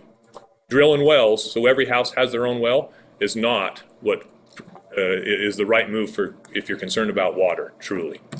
Those are probably the ones that come to mind. There's others on there. Now let's get to the moderate income housing. That was another one. And so we proposed, offered that we would do 10%, 1 out of 10 homes. That's significant. 1 out of 10 homes in Ochre Point will be moderate income housing. So that's a reduction for those 6 guys that want to live together, or that young couple, or that single, guy that wants to buy a place. We had some other large developments that came in right about the time, or proposed that came in right about the time as us, a little bit before us. So that was Kennecott's Adobe Ranch, the LDS Church. Neither of them offered any moderate income housing in their plans. So we're the only development that came to the table and says, you know what, we hear you and we know that housing is a concern in our community, really in our state and in our country. And so here's what we're going to do, 10%. The other thing that I think to address that a little bit is what I talked about a little bit earlier was the life cycle housing. And that's in our initial concept, initial document saying we want to be able to provide the broad opportunities for people to live in Ochre Point. So that's for single people, that's for young families, right up through, we have some 5-acre lots. So, there's your estate ones. And so when you look at, and I won't probably getting a little long-winded here, so I'll cut it quick now. When you look at the size of ground we have, the number of units, to get all that, we're going to have that. We're going to have that broad spectrum of options. So in my mind, it's probably the only development that's coming in that's going to, I think, address exactly what you're asking.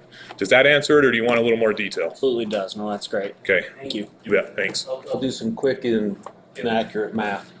If the average income in Tooele County was $50,000 a year, 80% of that is $40,000 a year, which is what we would qualify you for moderate income housing. You can't spend more than 30% of that on your housing, which means your payment could not be more than $12,000 a year, $1,000 a month. And that's not exactly what it is. I don't know. That's not what the average income in Tooele County is, but I mean that kind of shows you where it's at. Yeah. And 10% of the homes in Ochre Point have to qualify for that. There was a couple other things that Darrell might want to close his ears that I think we ought to have in here. I think that all money owed or contemplated to have been owed should be paid on the first drawdown, first funding of this. Slow down there, my friend. All money owed or contemplated to be owed. In the development agreement. And what I mean by that is there's a $1 million commitment, but there was also a $200,000 commitment if we approved this before, I believe it was August of 2022. But we didn't even get a application by then. So this application was made and paid for only a few months ago. I think we've been timely, and therefore I think we should still get that $200,000. So all money and contemplated to be owed All in the development agreement to the city be paid on the first on the funding of the PID? on the first round of funding, PID funding.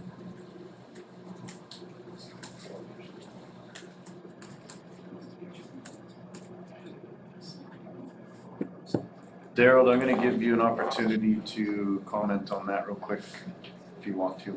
I'll just harken back to what we said at the beginning. It's a public-private partnership, and we're here to work with the city. I think Craig's got some really good points, and we'll swallow hard, and I think that's a fair midpoint. Thank you. Good. I think gold work. What else? The other one he might be happier about, I think there should be a pioneering agreement put in place with this, that as long as there's a mill levy in place, there'll be a pioneering agreement in place with it, that all money that comes in from that will go to pay the mill levy off. All money that comes in from what? From a pioneering agreement, meaning that if they're using this mill levy to put in the infrastructure, most pioneering agreements are good for 5 or 10 years, and then they expire. I want this one, as long as there's debt on that mill levy, for the pioneering agreement to be in place. So if someone else ties into this system that's being upsized by this PID, anyone who ties into that for as long as there's debt on it has to pay their share. That's outside the PID boundaries. Outside the PID boundaries, yes. If they choose not to come into a PID, I need you to bring that down to 60 words or less. there'd be Pioneering proceeds will be used to pay down the debt. a pioneering agreement be in place to pay off the mill levy of the PID as long as mill levy debt exists. Pioneering agreement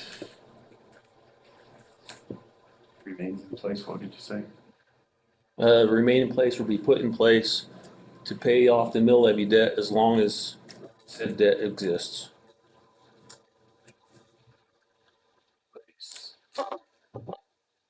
Sorry.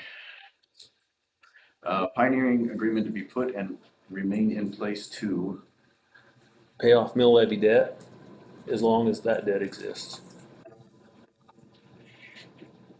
Is everyone in agreement with that? And I think that'd be something either way, they'd have to come back, like we need to you guys would need to put together an agreement that they would agree to, and you'd come back and approve it as an interlocal agreement between the district and the city. I think so too. I just want this to be a condition. We're just so making sure that it happens. Yeah. I don't want any way for it to not happen. If it's a condition, it'll happen. Okay.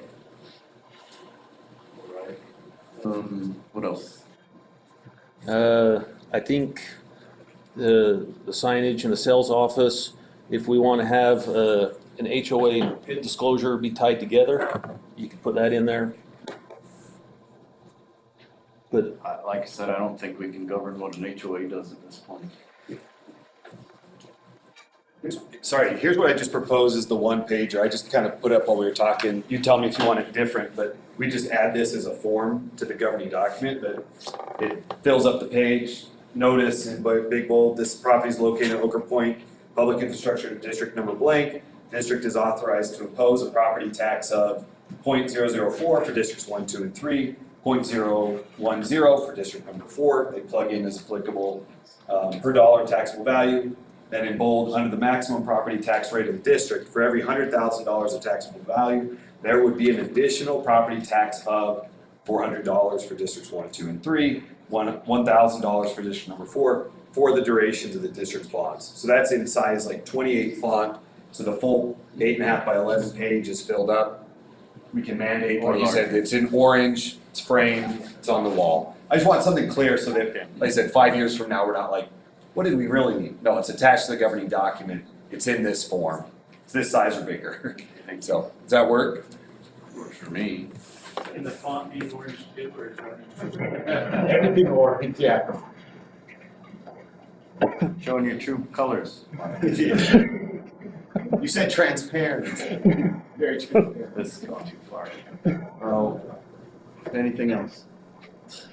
Oh.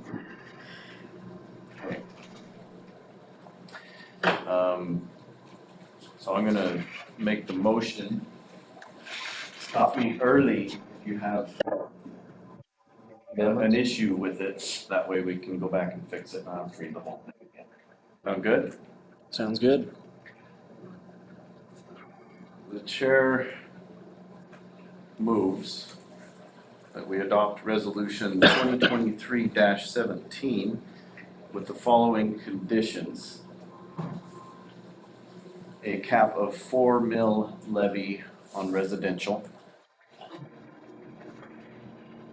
Has the following signage requirements. Signs will be put up in the sales office and model homes in a conspicuous area, the same size or larger, with the same color, which is orange, as the handout that is included in the purchaser disclosures, and will include the mill rate and a statement including that the property is within the PID district and tax impact.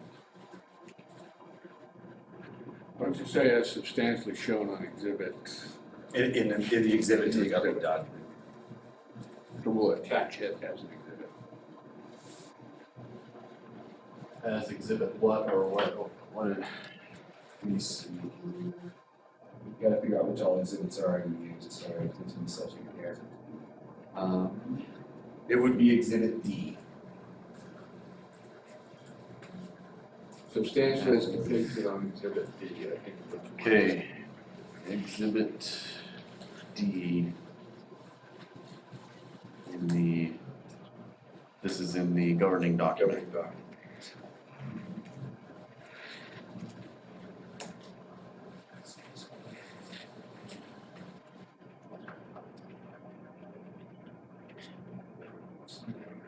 Okay, starting over. Chair moves that we adopt resolution 2023-17 with the following conditions: that there be a 4 mil levy on residential, the following signage requirements. Signs are to be required in the sales office and model homes in a conspicuous area, same size or larger, same color, which is orange, as Exhibit D in the governing document, which is a handout included in purchaser disclosures, which will include the mill rate, a statement including the property which is in the PID district, and tax impact. Also, all money owed or contemplated to be owed in the development agreement to the city will be paid upon the first round of funding of the PID. The development agreement I refer to is the Oak Point development So agreement. what do you mean 1.1 billion? What you mean, I put in an amount, that 100 may be. Which is 1 million for the approval of a PID. No, it's 1 million. Was for the city hall, but I just call it, that's just a $1 million payment. Yeah, there's a $1 million payment due. And then there was a $200,000 payment due upon approval of it. Okay, all right, so let's go back. So also, all money owed or contemplated to be owed in the development agreement to the city to be paid upon the first round of funding of the PID, which is $1.2 million. 1.2 million. Also, a pioneering agreement be put in place and remain in place to pay off mill levy debt so long as this debt exists. That is the motion. Nope, one more. Killing me. Small. It'll be easy. Where recording of Tooele City Recorder be changed to Tooele County Recorder in the government document. Erda City Recorder. Erda City Recorder be changed to Tooele County Recorder.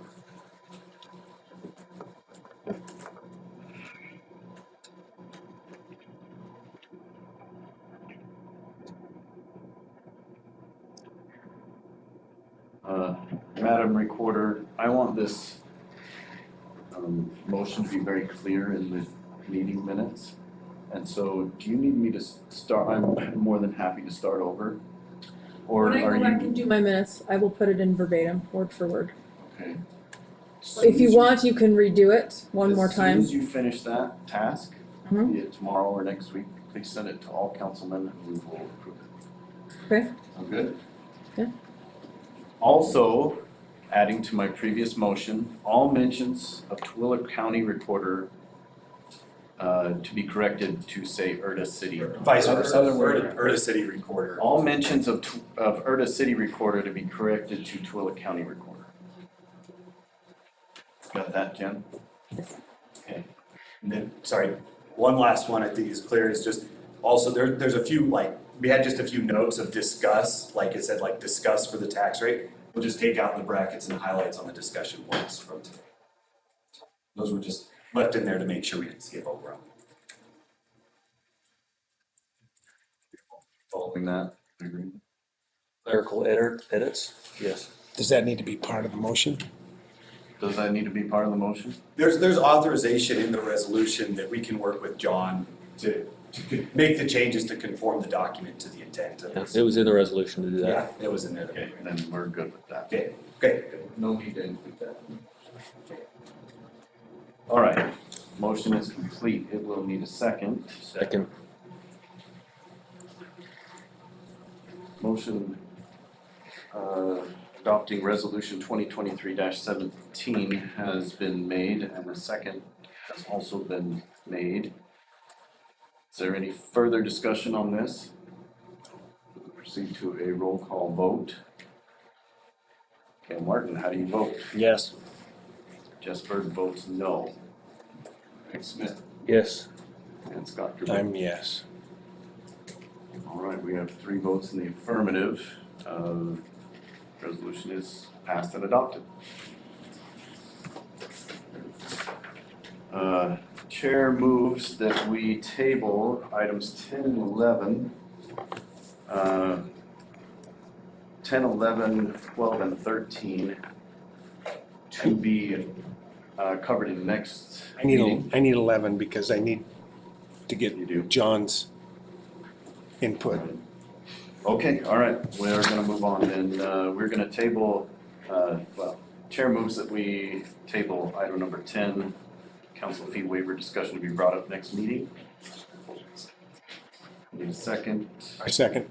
We move and second, we table this item. All in favor say aye. Aye. Opposed? Okay, Scott. So on code enforcement, Keith was here. Is he still here? So I think Keith and I should just work on his problem together a little more, and then I'll bring, some suggestions back. Recommendation. Yeah, yeah. But there's another code problem with too many people living in a house. Remember that one? I've been working on it for like a month and a half. It seemed like we were making progress, but recently they've gotten belligerent, and it seems like, it doesn't seem like we have evidence that more people are moving in. They moved some people out, but now they're moving people back in. So what's our next step to clamp down on this? Well, the tough thing with those is how do you prove it? Can it be proven by testimony or by inspection from the fire marshal, or? Yeah, if you can get the fire marshal to go in there and say there's 30 people living there that are 20 are unrelated. Do we have to have a legal document that they have to let him in? I'm gonna interject. What we will need to get is an administrative warrant. So if you would like, I need to go to the county to find out if there is a current operation. Is the county looking at this house as a drug house? Are they currently surveilling it? We don't want to interrupt anything like if that's what they're currently doing.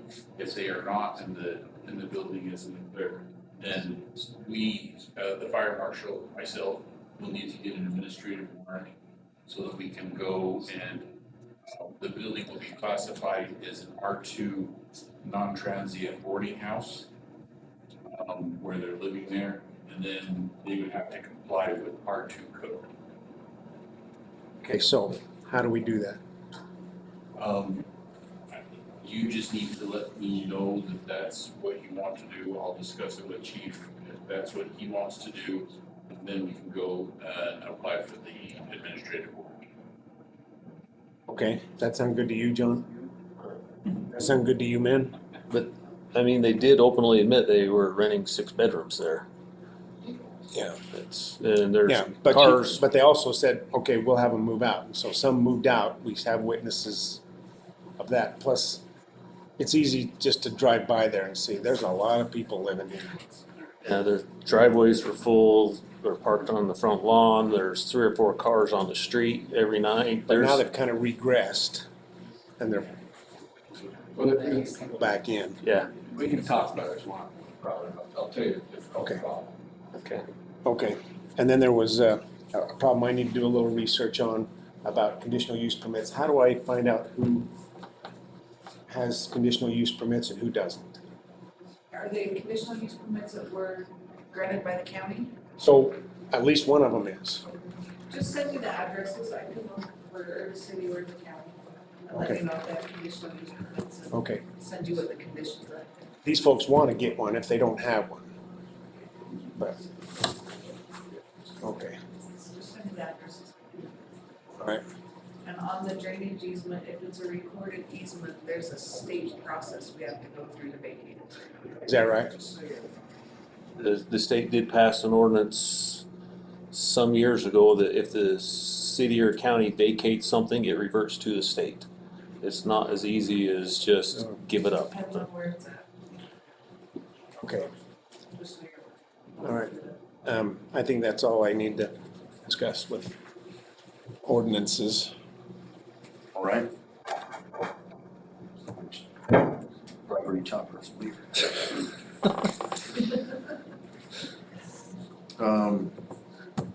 And I move that we table items 12 and 13. I want to do 13. Move It's that only we like 9 table- o'clock. Table item 12, representative report, second. Moved and seconded, we usually table this, all in favor say aye. Aye. Any opposed? Okay, go ahead. Okay, so, I'm sorry that people left, like Clyde. Corey mentioned that he doesn't have a vote here. And he could have mentioned the same thing, and so could have Mike and Aubrey and Buck, and it's true you don't have a vote here, but I hope you feel like you have a voice here. I think this thing kind of went one direction, but I can probably only speak for myself, but there's gravity in what you folks think and feel and what's important to you. Thank you. Well said. Second. Okay, now I'm done. I move we adjourn then. Second. Been moved and seconded, we adjourn this meeting, all in favor say aye. Aye. What do we have in this one, are we? Oh, yeah. Oh, we are. Yes, the night's not